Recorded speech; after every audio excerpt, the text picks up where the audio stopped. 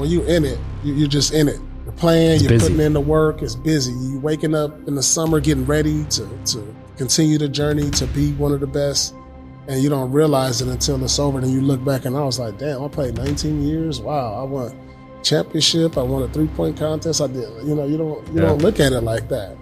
You know, you don't look at it until it's all over. You know, I made the Hall of Fame. I'm like, wow, top 75 player. Yeah. It's all just starting to hit me now. Yeah. Like Right. now. I've been retired like 5 years now. Welcome back to another episode of the show. Today, I'm sitting down in studio with Paul Pierce. What's up, dude? Thanks so much for joining me on the show, man. Appreciate you taking the time. So, on the show, we like to reverse engineer world-class performers and try to at least instill some principles back into the minds of people that are listening, checking this out, so they can apply it in whatever else they got going on. Gotcha. But before we do that, I always like to take it back and maybe talk about some stuff that you don't normally get to talk about. So let's rewind the clock. 9-year-old, 10-year-old Paul Pierce. set the scene, man. What was life like for you? 9, 10 years old. 19 years old, man, life was easy. My mom cooked for me every day, dropped me off at school. I had no responsibilities, and I could just play in the park all day. Yeah, no kidding, huh? A little bit easier back then. A little bit easier back then. Yeah, didn't have to worry about taxes or kids or anything. Yeah, that's true. Taxes, man. Oh man, fuck that. Okay, so 9, 10 years old. Oh, where'd you grow up? I was born in Oakland, California, but raised in Inglewood. Okay, so down, right next to where we are right now. Yep. Okay. Yep. At what point as a kid did basketball become the thing for you? I think I started taking. What point did basketball become the thing? Because when I was a kid, I played all sports. I was into baseball, football. I was just out there with my friends. But I think when I really started to take it serious, had to be like. I have to say like my sophomore year. Okay. I think I went from like a 6'1" freshman, then I grew 3 inches that summer. Jeez. And then I was just like, I quit all the other sports. Yeah. I was just mainly started concentrating on basketball. When I knew I could dunk, I was like, you know what, maybe basketball. It could be the sport. This is kind of me. fun. Yeah. So I think that's when I really started taking this serious, because I dropped all the other sports because my first love was baseball, to be honest. Oh, really? Okay. Yeah, I love football too. Basketball was kind of like my third love, but majority of my friends played basketball, and so and then I grew, and so I stuck with basketball. So Yeah, no turned kidding. out all right. I like basketball. I played a lot of basketball as a kid, I think, because it was like one of the easiest sports to play by yourself. Yeah, it didn't cost anything. Yeah, right. You just get a basketball. And then you don't have to go get a helmet or you don't have to have 12 people on the court. Exactly. Right. So it's the most cost. You don't have somebody like throw the ball at you. Like Exactly. you literally just grab a ball and go shoot. Yeah. Yeah. And so you don't have a bunch of people. Just easy. Yeah, you can go by yourself. Yeah. Everything else, you needed another person. Right. What was it intentional for you to go all the way to the pros at that point? Or was it just like, I really like basketball, let's see how far this can take me? Man, I think it was just like short-term goals back then, because a lot of kids where I grew up in just wasn't even going to college. It was just like, man, if I could use this to go to college, because I got 2 other brothers that got scholarships playing sports. My oldest brother, so my oldest brother got a scholarship to play basketball in Wyoming.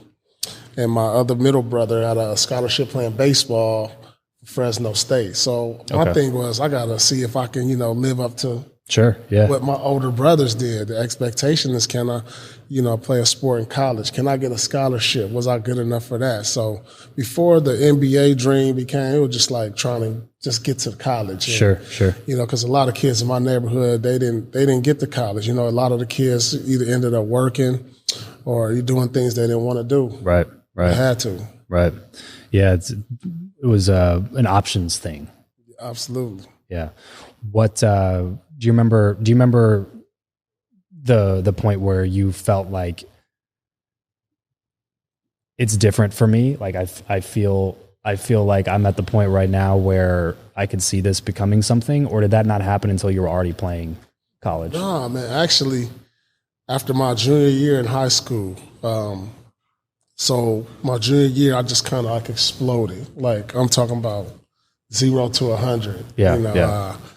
I wound up getting player of the year in California over like seniors, guys who were seniors who were All-Americans. Wow. McDonald's All-Americans. And so I got Southern California Player of the Year as a junior. You know, do you attribute that to anything, or just like? I attribute that to my hard work. I think it's the dedication too. Yeah. You know, I got up at 5 a.m. to catch the bus to get to school at 6 a.m. to work on my game, to go to class sweaty. Yeah, right. And just to, you know, that's how serious I took it at that point. Yeah. It was just like, you know, when you grow up where I grew up, man, you have friends who've been murdered, and you just try to stay out the street life, you know, because it's all around you. And a lot of distractions. I got up at 5 a.m. just to get to school, just to play ball. There's full-grown adults who still won't do that. you know? What I mean? But then a lot of times, like if you got on the 7 or 30 bus, it was a little rowdy. So I was just like, this makes sense. I'm gonna just get to the gym, get on the bus early before everybody wake up. Yeah, right. So you start excelling, right? Like you start seeing the fruits of your labor, the results of your hard work, because you start taking off over and above what everybody else is doing. Right. So at that time, if you're that high ranked of a player, what are you thinking in your mind as a 16-year-old kid that's getting all of this, attention? That I could probably go to a big time college and thrive. Really? So still not even thinking pros? It's still not even thinking pro yet. Wow. I'm telling you, I just want to go to a big time college and thrive, and, you know, possibly be a starter, play on national television. And then be like an accountant or something. You know, and then, you know, I think it's all sometimes about your short-term goals. Yeah. You know, of course you want to have in the back of my mind, I want to be a pro, but it was just like, all right, let me conquer this goal. Let me take my baby steps. And then, you know, I can focus on that long-term dream. Yeah. So you get to college. Mm-hmm. Then what was your major? I majored in criminal justice. Okay. I wanted to do something in law enforcement. I wanted to be like FBI agent or police, something along detective or something along those lines. Yeah. So at what point were you like, nah, basketball? You know? Well, I believed I could go. After my freshman year, I was like, I really got an opportunity. Yeah. You know, I was one of the top freshmen in the country, and I was just like, oh, this really can really happen for me, you know, as long as I stay on the straight and narrow path and stay focused. How did you do that, dude? That's tough for anybody, right? I went to Kansas, so, you know, being from LA going to Kansas, it's like, I guess that's fair. For it to happen, I just stayed out there. Yeah, in the summertime. Yeah. You know what do you do in Kansas? Yeah, it's nothing to do. It's nothing to do but hoop and go to school. So like summer I come home for like a week, see my mom, then I'm back to Kansas. That's fair. You just go wander in some fields for a while. There's nothing to do out there, man. Nothing to do. You come to LA a whole summer, it's so much to do, so many distractions. Right. I was like, man, I'm gonna stay in Kansas. That's a good call, dude. That was a good call.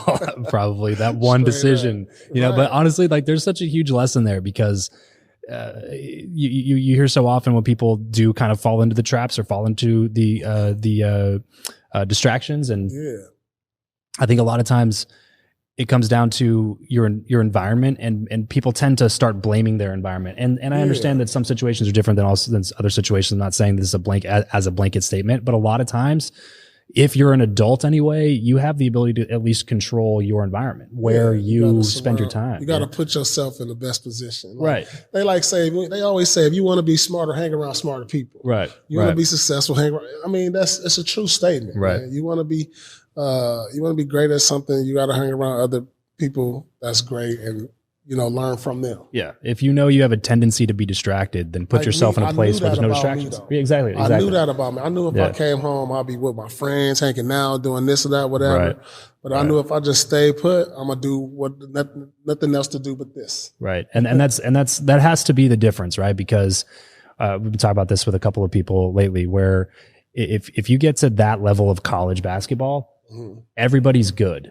Yeah. Right. Like, everybody's a good basketball player. The difference between that and then like the NBA is the mentality and the extra work that you're willing to put in when those people are enjoying their college years or making the decision to go back home and hang out with their friends or go to the parties or drink or whatever else is on the table. And you didn't do that. And that gave you that ability to like separate yourself even further from a pack of people who are already the best in the world at what they do. I mean, you gotta equal your talent with your work, your hard work. Yeah. So if you're like already one of the most talented players, you gotta match that with hard work. Yeah. You know, so many times I've seen so many players who are so talented but didn't put the hard work in. Yeah. You know, only the great ones, like you look at Kobe Bryant, he was so talented, but he matched it with his hard work, his dedication. Yeah. And those are the truly great ones when they were able to match their talent with the hard work. Yeah. Yeah.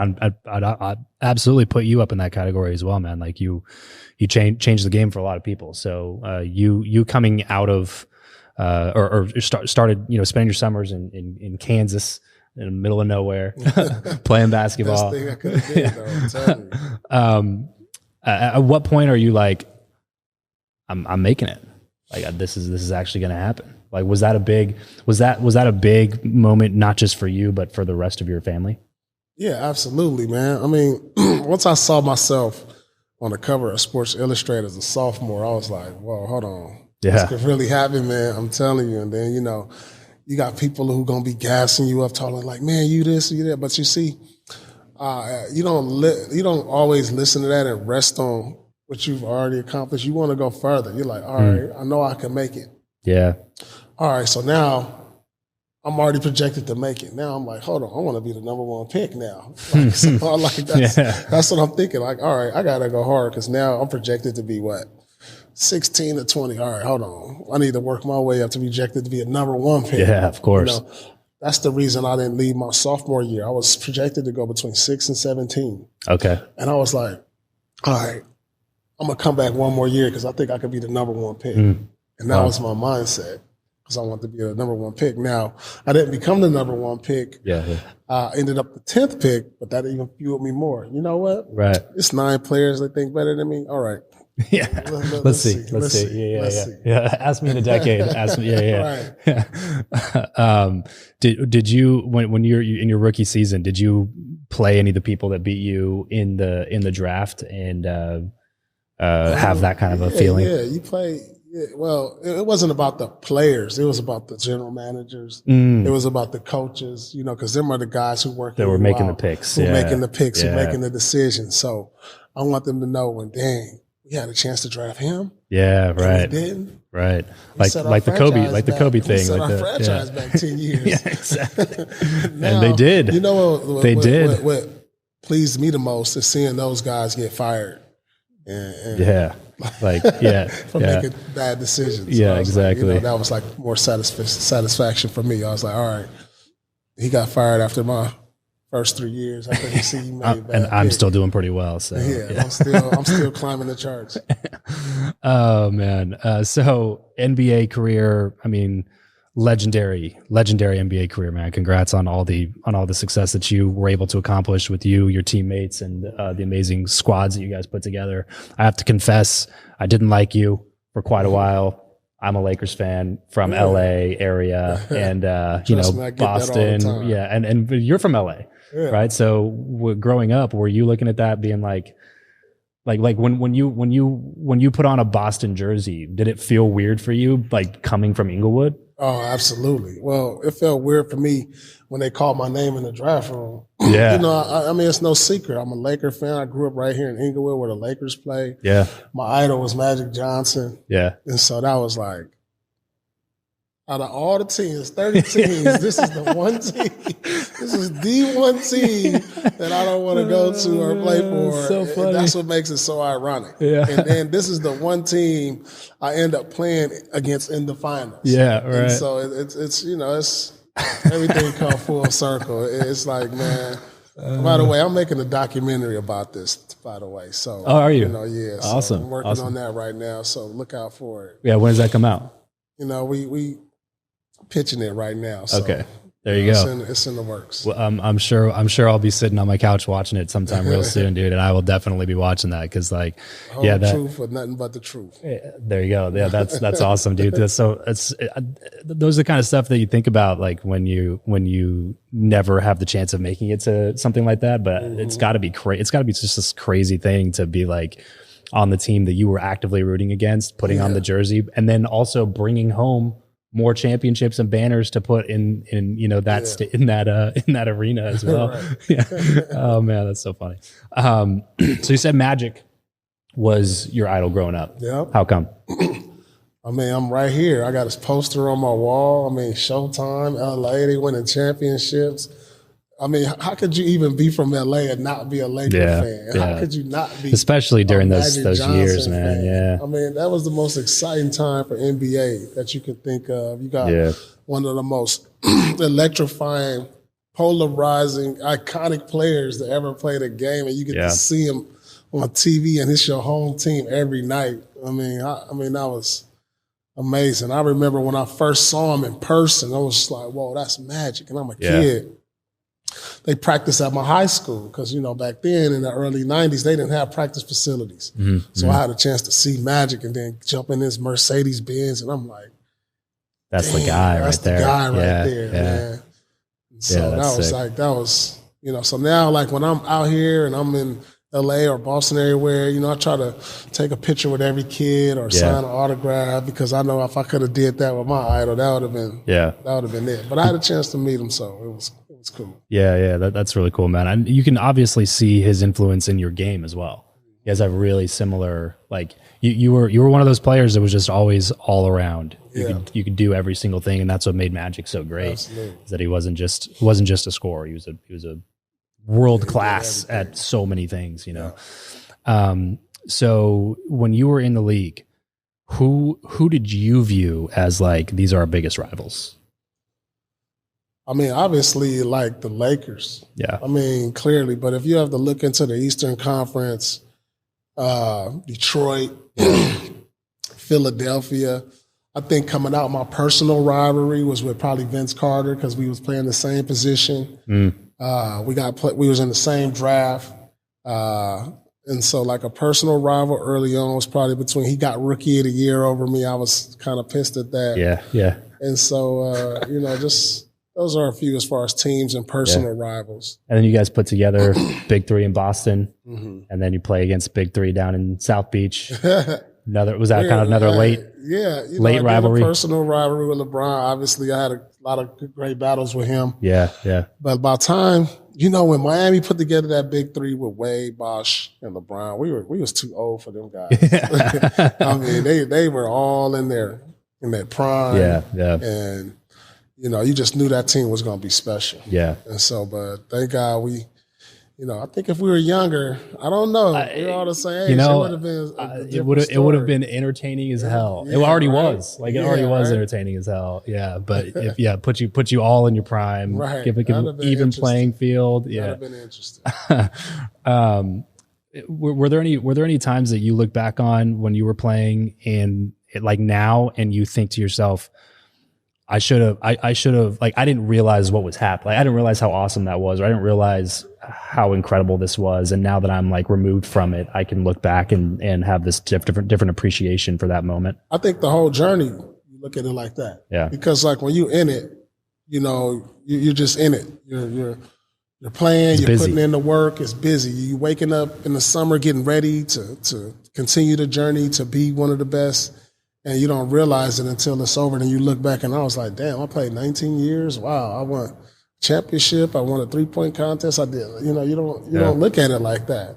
You know, you don't look at it until it's all over. You know, I made the Hall of Fame. I'm like, wow, top 75 player. Yeah. It's all just starting to hit me now. Yeah. Like now. I've been retired like 5 years now. Yeah. And so, and you start to see the impact you still had on kids who watch you on YouTube who probably didn't see you live. You know, you're seeing like kids come up to me and say, you call game on certain, you know, when I made the famous quote after I hit a game winner, and it's like, and you didn't even see that game. You probably watched it on YouTube. And so you don't really see your impact until it's over. And so I'm glad I was able to make an impact on the game. Yeah.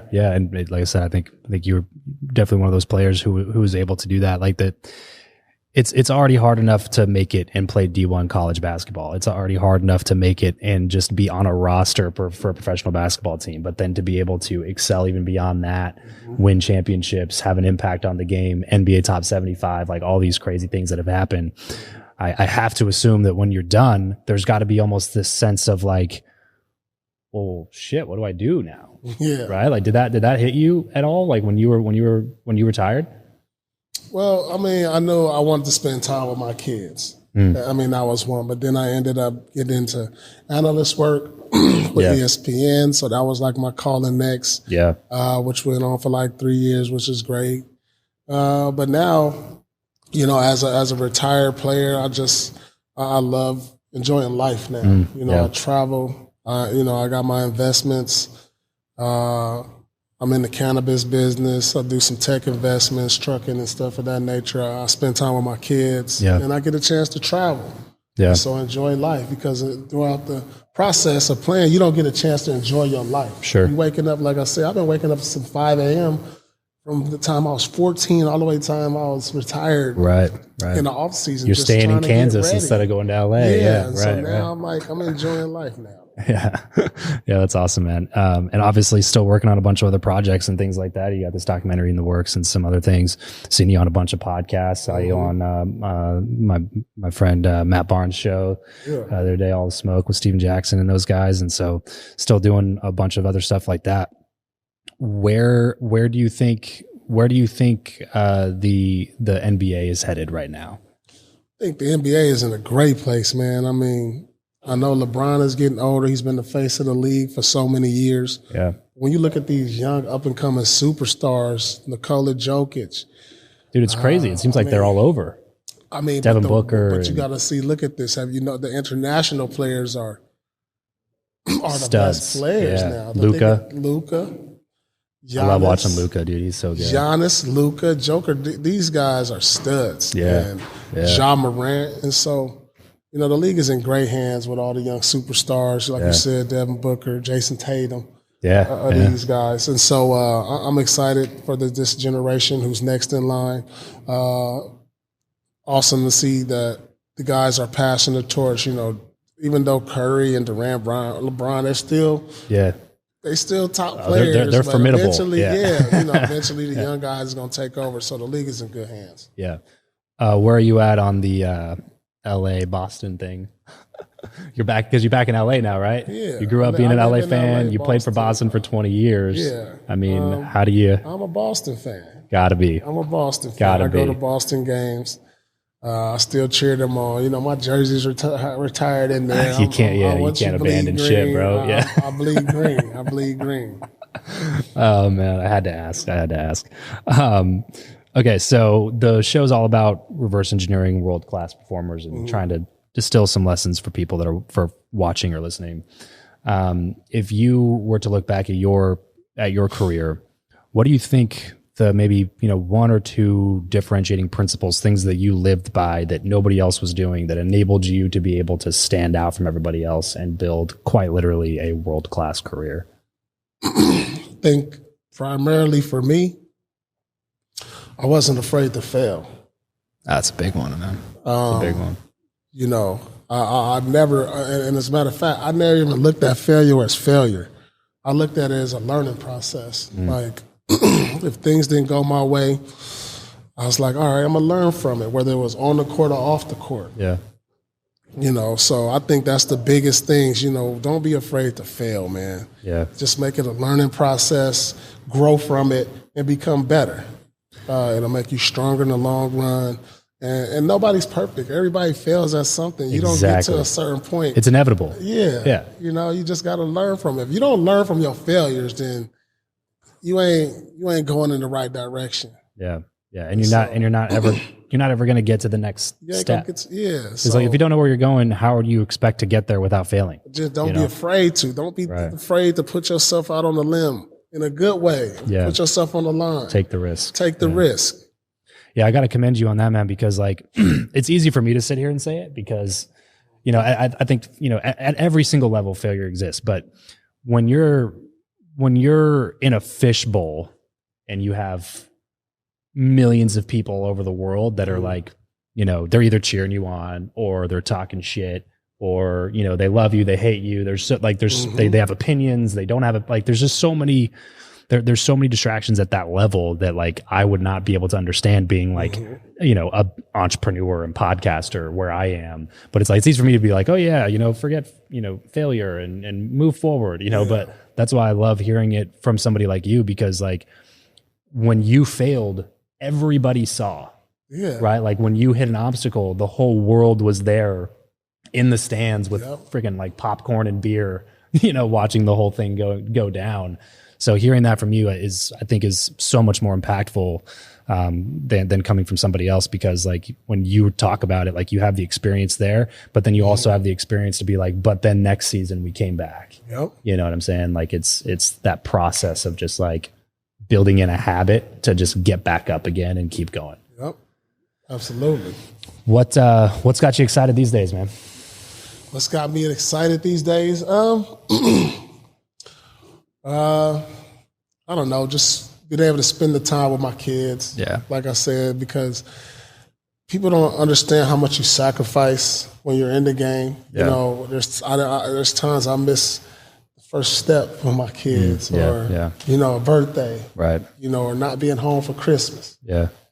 People don't understand those sacrifices when you play for so long and so many years, and right. And so, I guess the biggest thing is being able to spend time with family. Yeah. Being able to see the world, being able to do things I couldn't do when I played. I went skiing a couple years ago. The contract, you can't go ski. Right.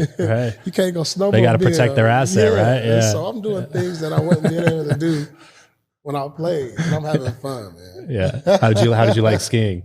It was fun, man. I plan on going this year at the end of the year again. It's going to be an annual thing for me. Dude, same. We're planning a trip right now because like I grew up in Southern California in the desert. I don't know if you know where Lancaster is. Yeah, I know where that's where I grew up. So 661 shout out. So I grew up there, desert. Yeah. Right. I moved to Vegas, desert. So we're every Christmas now we try to go find somewhere that has snow and take the family so we can actually like be around white stuff for a little bit. Yeah, my son he goes snowboarding. I mean, we enjoy it, dope. Man. I mean, I gotta ask you parenting advice, dude. So I have my son is 3 and my daughter's 20 months. So anytime I talk to somebody who's a more experienced parent than I am on the show, I gotta ask like what's the biggest advice or lessons you've learned as a parent? Make sure you childproof the house. I mean, like that's some real practical shit right there.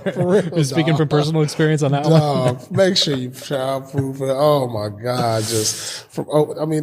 You got the one, especially the 3-year-old. You got the stage where she's grabbing everything off the table, opening drawers, opening cabinets, opening the refrigerator, taking stuff out, putting it. Yeah. And I'm like, I got a 1.5-year-old, and I'm like, I'm glad I learned from the other ones, Get some gates. Put in the doorways. Put some gates in the doorways, small gates. Oh, that's so funny, dude. That is not where I thought that question was going to go, but it is a fantastic answer because like you said, you don't realize it. Like you don't realize that like you don't know not to do that. Right. You will seriously injure yourself. Like you shouldn't drink that poison under the sink. Like don't touch that. Right. Yeah. It's amazing to me sometimes how oh man. It's amazing to me sometimes how we like haven't killed all of ourselves like as babies. Like you didn't. Yeah, man. I'm just lucky if my kids make it to the point where they can think for themselves a little bit. Where I can put some of the blame on them. Right, exactly. Oh man. Well, listen, dude, I appreciate you taking the time.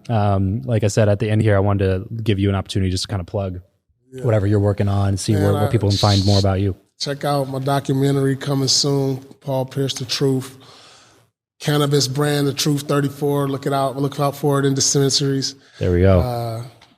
Truth P2 34. Trucking. Hey, I'm everywhere with it. I got my hands a little everywhere. So. Love it, dude. Love it. Appreciate you, man. Thanks so much for coming on the show. It was a lot of fun. Thank you, man.